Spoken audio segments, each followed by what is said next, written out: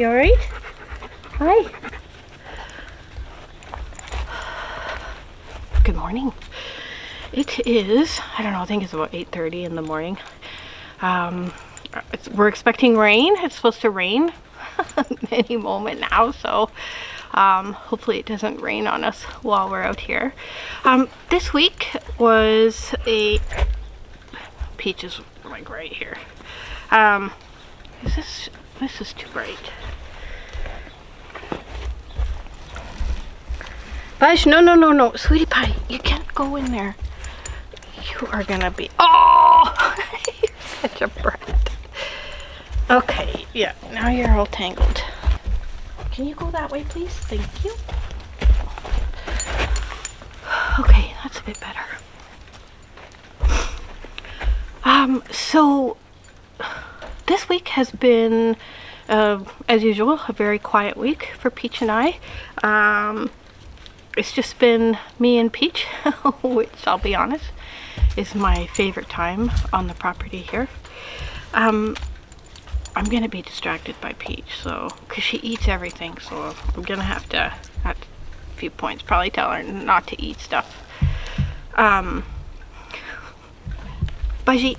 oh no, that's the camera, sweetie. Okay, come on, sweetie pie. Can you explore that way, maybe? What do you think? Hey, hi. You're so cute.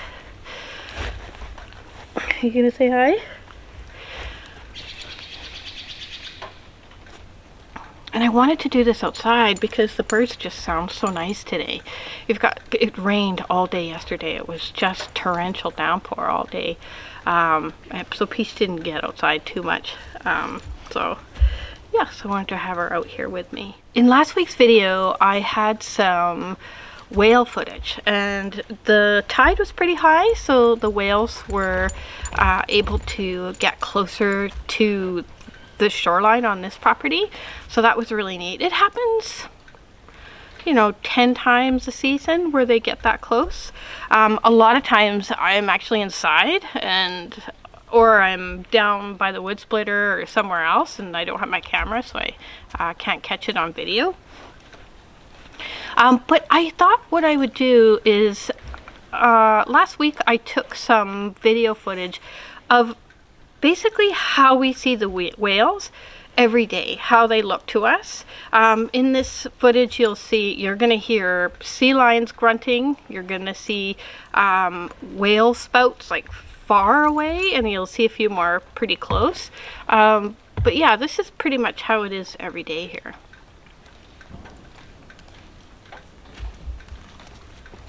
I don't know if the camera picked that up, but that was a breach. So breaches you can tell because it's all of a sudden you just get this loud bang, boom. And it almost, like if you were in the city, you'd think it was an explosion. But yeah, it's just a whale breaching.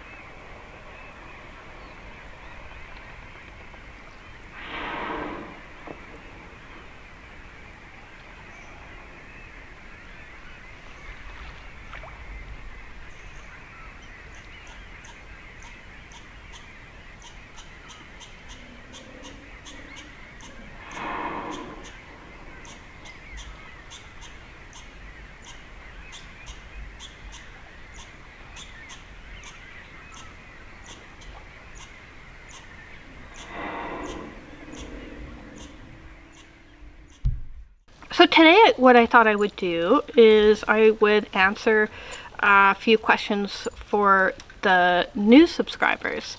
Some of the questions I've got, I get them a lot. Some of them I haven't answered yet.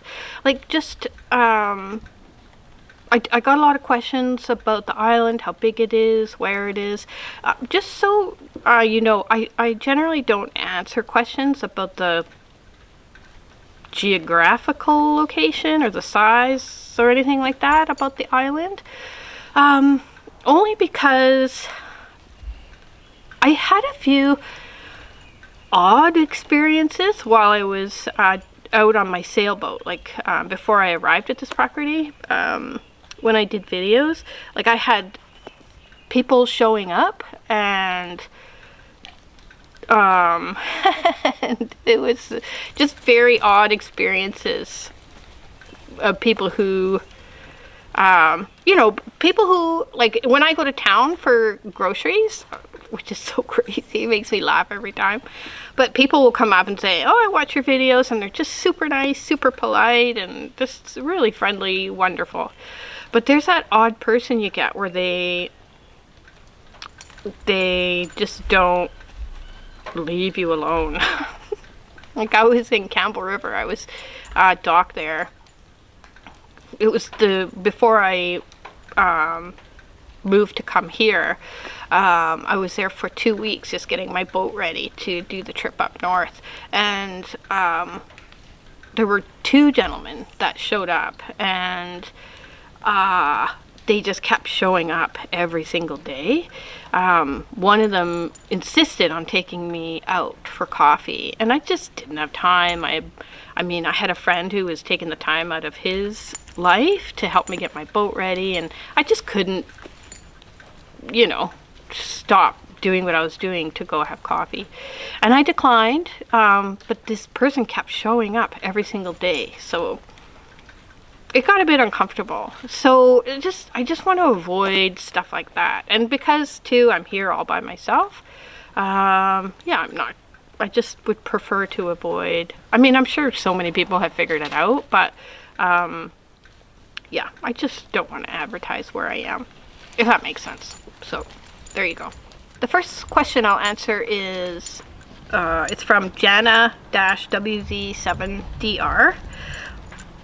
What is Peach's backstory, if you know? How old is she? Does she like human food, and does she get it?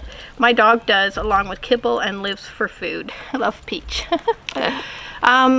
So Peach, and these are the details that I got, so I definitely don't have all the details, and some of them, you know, I don't know if they're like exactly what happened to Peach, but I saw Peach on Facebook. Sweetie pie, hey, no, okay, you can have that, but just please, yeah, here, take it. Here, go chew on that over there. There you go, good job. So, so I saw Peach on a Facebook page. The rescue was Northern Hope Rescue, and they had Peach up there, and in the brief ad they gave about her, they said that she had been with them. She was next to her mother, because they rescued her mother had the puppies. She was the longest dog they've ever had in their care. So apparently Peach, she went to a family for a year, and she developed some resource guarding issues. So she nipped one of the little kids, and they decided they didn't want her anymore. So they gave her back to the rescue. So the rescue took her in. Did you hear that? That was a breach. That was loud. So the rescue took her in, and she had, from what I understand, she had 7 foster homes, and she was adopted and returned, I think, 5 times. And it was all due to her resource guarding, and also, I'm sure, because of her barking, because she barks at people quite a bit. She has a lot. She fears a lot of things. I'm getting to know her quite well. Of course, I've had her 2 years, but she's scared of a lot of things. But she's way better from when she got here with me. She's so much better. So because she was returned so many times, the shelter invested quite a bit of money in her training. So they sent her to a trainer in Victoria, BC. I believe she was there for about 4 weeks, and she was a board and trained, so she stayed there, and he dealt with her resource guarding. After that, from what I understand, she had one foster, and those are the fosters that I met, and they were lovely. And they brought Peach here, and now she's here with me, and she's not going anywhere. So, yeah, so she had a bit of a rough time. So by the time she reached me, she hadn't quite turned 3 yet. So her birthday is July 28th. I think it is. I have it down on my calendar. But I think it's July 28th. And so she's had one birthday with me, and her next birthday is coming up. So she'll be 4 on her next birthday. So yeah, so she's still quite young. And she acts like she's 2. Like I've had a number of dogs in my life, and by the time they were almost 4, they had calmed down quite a bit. Not Peach. She's a high drive dog, and yeah, so she's got a lot of energy. She does get human food, but I'm very careful with what she eats. So if I'm cooking chicken, I pressure cook all my chicken, so I pressure cook it with nothing. So I might put coconut oil in it when I pressure cook it, but so she gets it fully unseasoned, like just cooked chicken, and that's how I give everything to her. If I give her human food, it's always, if I'm cooking something for myself, I'll take part of it and then cook it separately for her to eat. So she gets like chickpeas and hamburger and chicken, and she doesn't really like eggs, so I don't give her eggs so much anymore. But she gets pumpkin, and she gets, yeah, sweet potatoes. Yeah, she gets all the good stuff. The next question is from Messenger 144000, and they ask if I fish. The question is, do you fish? I haven't fished up here yet. I get this question a lot, and I get so many comments about people telling me to go fishing. So last season I bought fishing gear. When I order things from here, it can take me 2 to 3 months to receive them, only because it has to go to the mainland, and then someone has to bring it over here. And they don't bring it to bring my stuff, they bring it when they're coming here. So when I get stuff is dependent on when visitors are coming to the island.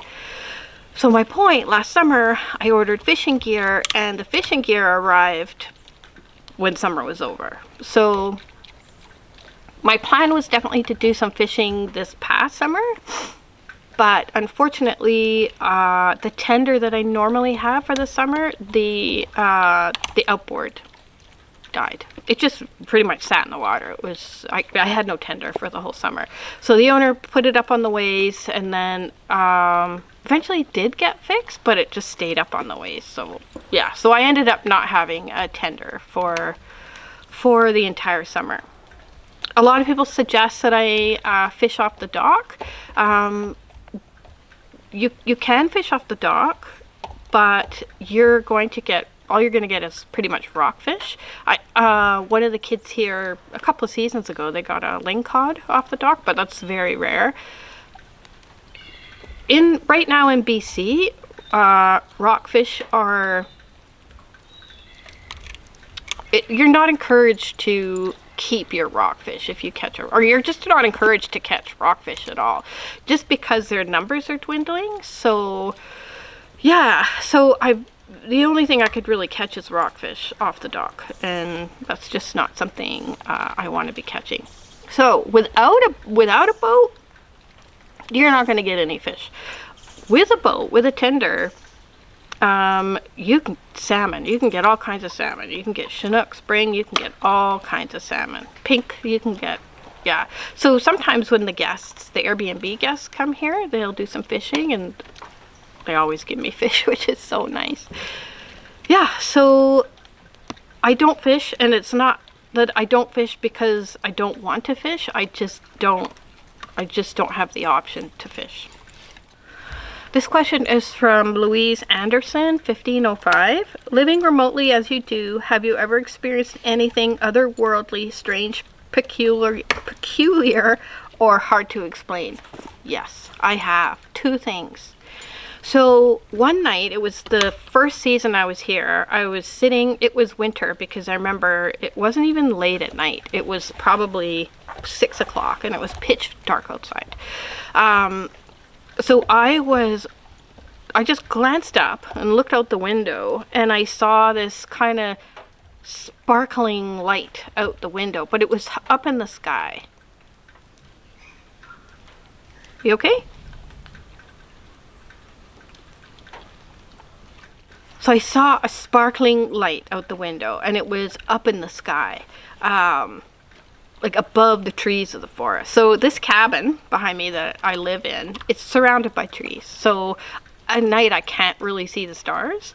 But I saw this, and I hadn't seen it before, and it was kind of sparkling a bit, and then it was like one light, and then it had another little light right here. And I thought, oh, that's weird. In my mind, I thought, oh, it's just a star. And then, like, for 20 minutes or so, I just kind of looked up at it, and it kind of moved a little bit. Like, it wasn't in the exact same spot, but I just thought it was me. Maybe I'd moved on the couch, and yeah. But the last time I looked up at it, and all of a sudden, it just, like, it just zipped away. And it was completely gone. And it freaked me out. Like you could see the trail of light it left as it zipped away. So to this day, I have no idea what it was. But yeah, that was really weird. There was also one night, there were Airbnb guests in the cabin. It was probably around 10 o'clock at night, and I'd woken up to go to the washroom. And I came out of my room, and I saw just this weird light. So here, it's so dark at night. Like, when you wake up, you can't see a thing. It's like your eyes are still closed. You put your hand in front of your face, you can't see your hand. It was so dark, but I could see kind of a glowing light coming in from in front of my window, in front of the cabin. So I got out of bed, I looked over, and I looked out the window, and I could see, by the dock, I could see 5 lights. So they were perfectly round, and they were lined up in a perfect row. 5 lights. And the size of them was probably about the size of a car tire, each light. And the distance between each light was perfectly even. So it wasn't just random lights. It was a perfect row, each the same size, and the distance between them was perfect. So it was just like this rectangular with 5 lights. At first I thought, oh, the guests must have left some light on the dock or something, because I knew they had these solar lights that they were using, because at night they were going down and looking at the phosphorus in the water. So I thought, oh, they just must be down looking at the phosphorus. But then I realized the lights were beyond the dock, and I knew it couldn't be a boat because the water was a bit rough that night, and if it was a boat, the lights would have been moving a bit, but they were completely still, and they were behind the dock. So I went outside onto the deck, and I didn't bring my camera with me, my iPhone with me, which I wish I would have. And I just was staring at it for like 10 minutes, trying to figure out what it was. So I went inside, and I went to the washroom, because that's why I got up in the first place. And I came back outside, and it black. Like complete blackness. The lights were completely gone. If it was a boat, I would have seen it moving in the water in the dark. Nothing. It was complete darkness. So everyone thought I was crazy. I told people about it the next day. And they thought I was nuts. They said I was daydreaming or sleepwalking or something, but they just looked at me like I was nuts. But I know I saw those lights, and yeah, I have no idea what they were. So those are the two weirdest things I've seen. This question is from Alicia Zagelbaum, 8347. Do you take any time to yourself, maybe get your hair done or go to a restaurant for a meal? It's not a funny question, but I don't leave this island. This is my job. My job is to stay here and watch over the island.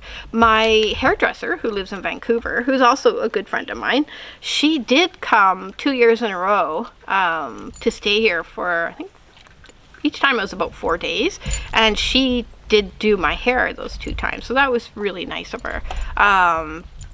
But otherwise, no.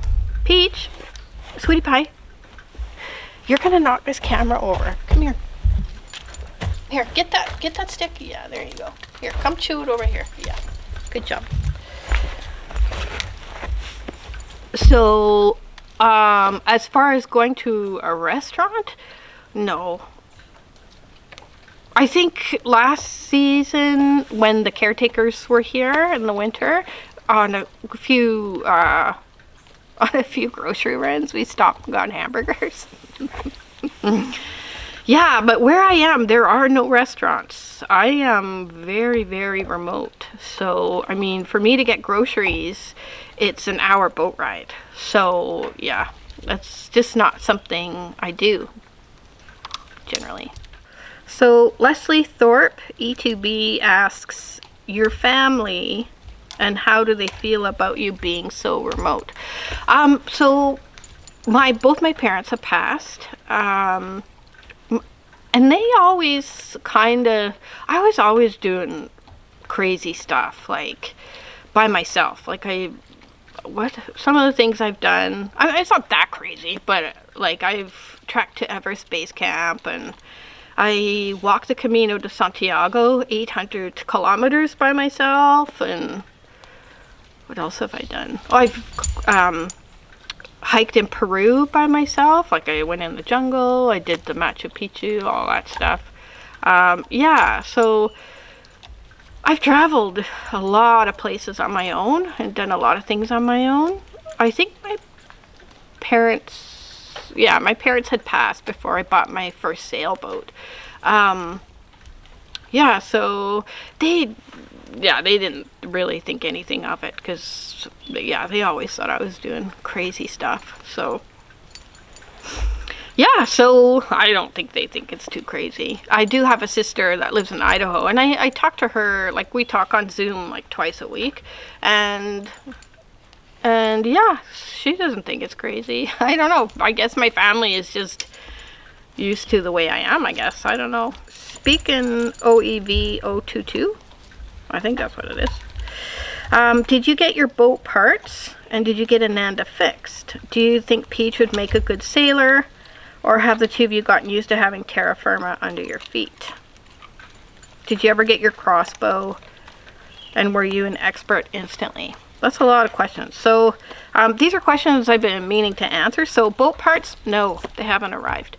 But I did get an email from Catalina Direct about 2 days ago saying that they have been shipped. So they're sitting, I think right now they're sitting at the border. So we'll see how that goes. The only thing that hasn't shipped is the sail cover. So I guess they haven't done that yet. So I'm hoping that'll come soon. Anyways, no, I haven't received the parts yet. I get so many questions from people saying, go out on your boat, go out on your boat. My boat is non-functioning right now. I've had to order a new exhaust manifold. I've had to order a new starter, new solenoid. I've ordered a bunch of stuff. So I'm hoping this winter I can get those put in and get the boat running again. As far as Peach, I have discovered in the last 2 years, she is absolutely not a boat dog. Poor girl. She panics.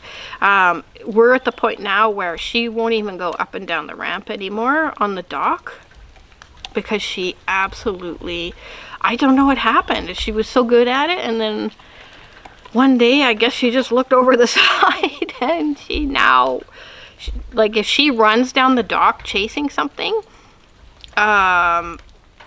it's a nightmare for me because I can't get her up the dock. The last time she did that, there was an otter on the dock and she ran down. The last time she did that, it took me an hour to get her up that ramp, and the tide was going down, so when the tide goes down, the ramp goes like this, so it gets steeper, and so I was getting really worried we were gonna have to sleep on the dock that night because I just couldn't get her up the dock. But eventually I did it, and I just had to harden my heart a bit and just drag her up. But now she's not allowed to go down the ramp because we cannot be in that situation again, because she froze. She absolutely panicked and froze. Yeah, so as far as my boat goes and sailing, I honestly don't know what's going to happen in our future. As far as the crossbow, when I went to put that together, there was a screw missing. So the screw that connects the top crossbow part to the trigger part, the screw wasn't in the box to connect them. So I could probably find one in the shop here, but with something like that, I want to make sure I have the original parts. And to be honest, I haven't even emailed the company to get one sent to me. But yeah, I'll do that at some point. So that's all the questions. I think this video's getting a bit long. So yeah, so the ones I haven't answered, I'll answer in the comments. And I just want to thank you for watching, and I'll see you next time.